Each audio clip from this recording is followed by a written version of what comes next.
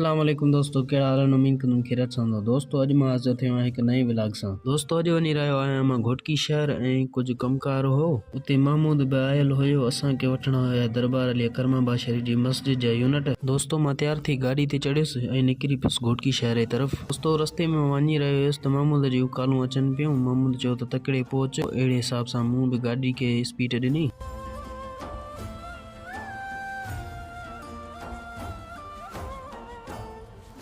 ऐं मां पहुतुसि घोटकी शहर। मां चाहे साबिर सां मिलियुमि, महमूद सां मिलियुमि, शाहिद सां मिलियुमि। चाहे साबिर कमकार मसरूफ़ हुयो। पोइ असां आयासीं यूनिट वठण जे लाइ दुकान ते। दोस्तों असां आयासीं अमान इलेक्ट्रॉनिक्स दुकान ते। दोस्तों हिन दुकान ते तव्हांखे एलईडियूं, रिसीवर, पखा, स्पीकर, एसीडीसी पखा, बिजली जो काफ़ी सारो सामान यूनिट मौजूद आहे। तव्हां बि ज़रूर हिन दुकान खे विज़िट कजो।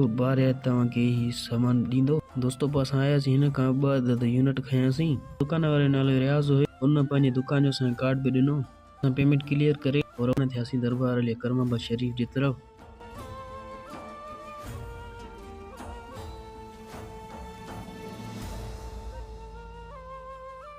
रस्ते में असां बीठासीं शहजाद वटि आदलपुर में। उन वटां खईंसीं 3 यूनिट जी तार 25 मीटर।